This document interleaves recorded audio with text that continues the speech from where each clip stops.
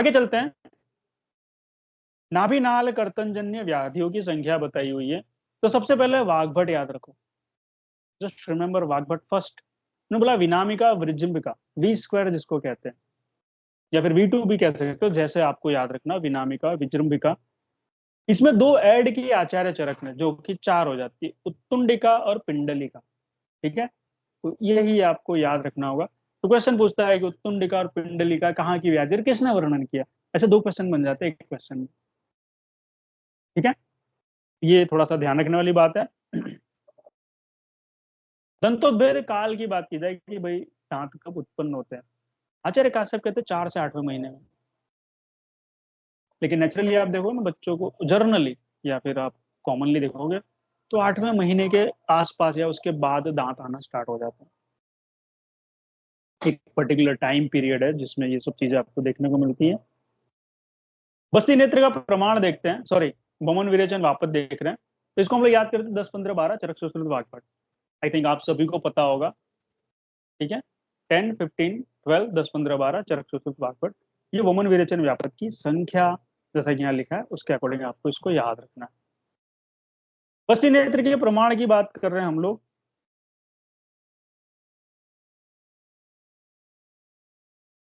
ठीक है, तो ये चरक के अनुसार है। आयु आप देख रहे हो 6, 12 और 20 बताएगी, इसको सबसे पहले याद रखना है। तो 6 वर्ष में 6 अंगुल मुद्ग प्रमाण, ये याद रखने वाली बात है। 12 वर्ष में वाग्भट भी यही कहते हैं आचार्य वाग्भट, 8 अंगुल, 12 में 8 अंगुल और सतीन या फिर कलाय प्रमाण कह सकते हो। 20 में 12, 12 में 8, लेकिन 20 में 12 करकंधु प्रमाण। ठीक है, ये दो चीजें ना आपसे फ्रिक्वेंटली, ये दोनों ही क्वेश्चन पूछेगा एग्जाम में आचार्य चरक के अनुसार जो है। ठीक है, अब आते हैं नीचे। क्यों मैंने ये बोला, आपको नीचे जब आओगे ना आचार्य सुश्रुत में, आपको क्लियर कट हो जाएगा कि ये इसीलिए क्वेश्चन पूछता है बार बार। आचार्य सुश्रुत के अनुसार देखो, आयु और उसके लंबाई के बारे में बात की जा रही है। यहाँ पे कुछ चीजें है ना गलत है, मैं आपको पहले बता दूं। यहाँ पे ना हिंदी मत याद रखना, ये आपसे गलत करवा देगा।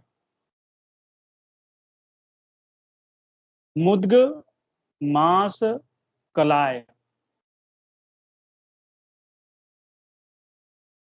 ठीक है, और ये कोलास्थी नहीं है, कोल है।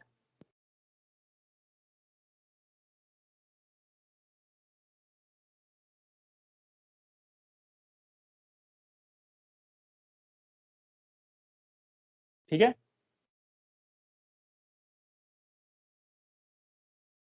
याद रख लेना जो बता रहा हूँ, ये काफी मिस्टेक्स आप यहीं पर करोगे। तो 1 वर्ष में बोला 6 अंगुल कनिष्ठिका मोटाई होनी चाहिए और मुद्ग तुल्य छिद्र होना चाहिए, दो प्रसूत मात्रा।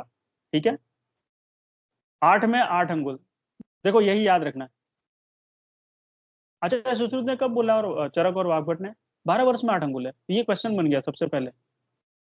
ठीक है, अब आते हैं एक नया कॉन्सेप्ट आचार्य सुश्रुत देते हैं। 16 वर्ष में 10 अंगुल मध्यमा उंगली और कलाय तुल्य, कलाय मतलब मटर जिसको हम लोग कहते हैं, और इसमें 8 प्रसुत है।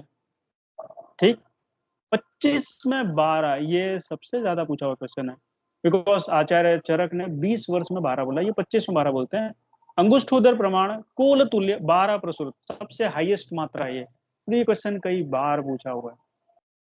तो अप टू 69 ईयर्स तक इसको ही मेंटेन करता है। जैसे ही 70 ईयर्स में आता है पेशेंट, अगेन आप लेंथ तो 12 अंगुल ही रखते हो, अंगुष्ठोदर रखते हो, लेकिन कोल अस्थि तुल्य छिद्र प्रमाण और प्रसूत जो है ना 16 वर्ष के समान कर देते हो।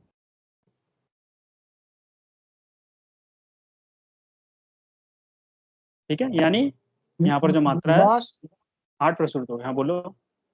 बस ये जो नेत्र की लंबाई दी है, बस्ती नेत्र की, कौन से बस्ती की है? अनुआसन, स्थापन या उत्तर? ये यहाँ पे हम लोग है ना अनुवासन और आस्थापन जो है ना उसकी बात कर रहे हैं।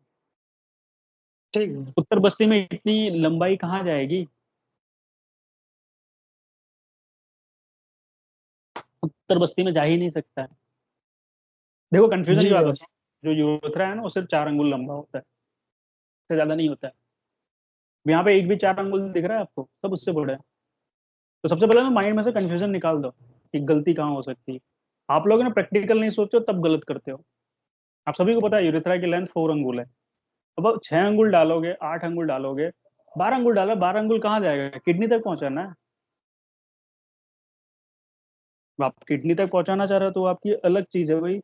आप लोग कुछ अलग लेके सोच रहे हो तो, लेकिन प्रैक्टिकली आप सोचोगे तो आंसर आपको क्लियर कट होगा कि हम किसके बारे में बात कर रहे हैं। ठीक है, तो ये अनुवासन और निरूबस्ती के बारे में बात की जा रही है, जो यहाँ पर एक्सप्लेन किया गया। ठीक है, याद रखना जो मैंने हाईलाइट करा ना, यही क्वेश्चन आपसे पूछे जाएंगे मोस्ट ऑफ द टाइम। आचार्य वाग्भट की बात करते हैं, यहाँ पे देखो व्रण नेत्र की एक लंबाई बताइए। तो व्रण अगर कहीं पर है तो उसमें अगर आचार्य सुश्रुत तो काफी सारी चीजें यूज की उन्होंने, बोला 8 अंगुल लेंथ होनी चाहिए मैक्सिमम, और मुद्गल तुल्य छिद्र होना चाहिए उसका। तो ये एक थोड़ा सा एक्स्ट्रा एक्सेप्शनल क्वेश्चन है, क्योंकि जो कहीं और किसी ने वर्णन नहीं किया हुआ, इसको आपको स्पेसिफिकली याद रखना होगा एग्जाम पॉइंट ऑफ व्यू से। आचार्य वाग्भट की बात करते हैं, अब ये थोड़ा सा नीचे है। बोले अगर एज, भाई 1 वर्ष तक तो सबने बात कर ली, आचार्य वाग्भट थोड़ा सा नया निकालेंगे ना कुछ। बोले जो 1 वर्ष से छोटा उसके लिए क्या करोगे, सपोज 11 महीने का है, 10 महीने का है। बोले 5 अंगुल रखना है। ठीक है, इसमें आप अपनी बुद्धि, हाँ भाई 5 अंगुल है। 1 से 6 वर्ष 6 अंगुल है, आप ऊपर देखोगे वही आचार्य चरक ने 6 वर्ष तक 6 अंगुल, आचार्य सुश्रुत बोलते हैं 1 वर्ष में 6 अंगुल। इन्होंने दोनों को मैच करके लिखा है, 1 से 6 वर्ष तक 6 अंगुल, 7 में 7 अंगुल। ठीक है, क्यों, क्योंकि आचार्य सुश्रुत ने 8 वर्ष में 8 अंगुल बोला है। ऑलराइट, तो आप जब नंबर से दोनों को कोरिलेट करो तो आपको मिलेगा 7 वर्ष में तो 7वां अंगुल होगा। 12 वर्ष में देखो इन्होंने 8 अंगुल बोला। ठीक है, ये थोड़ा सा ध्यान रखना है, क्योंकि यहाँ पर इन्होंने, मैंने आपको ऊपर ही बताया, इन्होंने आचार्य चरक को फॉलो किया, एज वेल एज 20 ईयर्स में भी आचार्य चरक को ही फॉलो करते हैं दोनों। ठीक है, एक नया इनका यहाँ पर आता है, 16 वर्ष में 10 अंगुल जो है, यहाँ 9 नहीं है 10 है, इसको 10 ही लिखना, जैसा लिखा वो सही लिखा है। यहाँ पर ये है 16 में 10 अंगुल आचार्य सुश्रुत को फॉलो करके। ठीक है, और 20 में 12 आप सब देख ही रहे हो, आचार्य चरक को फॉलो किया। That is what you to remember. ठीक, आगे चलते हैं, दोष की बात की जा रही है। तो बस्ती नेत्र दोष यहाँ पर 8 बताए हुए हैं, बस्ती पुटक दोष 8 चरक के अनुसार बात की जा रही है, बस्ती दाता 10 और बस्ती दोष 12 है। याद रखना बस्ती दाता और बस्ती दोष दोनों अलग अलग हैं। ठीक, यहीं पर बस्ती नेत्र दोष आचार्य सुश्रुत 11, बस्ती पुटक 5 और बस्ती दाता दोष 6 बताते हैं। ठीक है, ये चीजें थोड़ी सी याद रखने वाली हैं। नीचे हम लोग चलते हैं, सुश्रुत अनुसार कुल बस्ती दोष, सबसे पहले तो आपको ये याद रखना कुल बस्ती दोष कितने, 76। अगर टोटल आपसे पूछता है, जो लिखा है ना यहाँ सही लिखा है, कुछ भी आपको कट पिट करने की जरूरत नहीं, एज इट इज जो लिखा है बिल्कुल परफेक्ट लिखा है। सबसे पहले उन्होंने बोला है कि वैद्य और आतुर निमित्त, मतलब वैद्य और आतुर दोनों मिलके कितने उपद्रव हो गए, मतलब 44, डबल 4 होते हैं। ठीक, आतुर सिर्फ आतुर की वजह से आपने जो पेशेंट था उसको बोला भाई ये चीजें हैं, रिस्ट्रिक्शन है, ये रूल्स रेगुलेशन है जो आपको फॉलो करना है। पेशेंट बोलता है मैं नहीं करने वाला, तुमको जो करना है कर लो। ठीक है, वो भी केयरलेस, तो उसमें कितने 15 उपद्रव होंगे।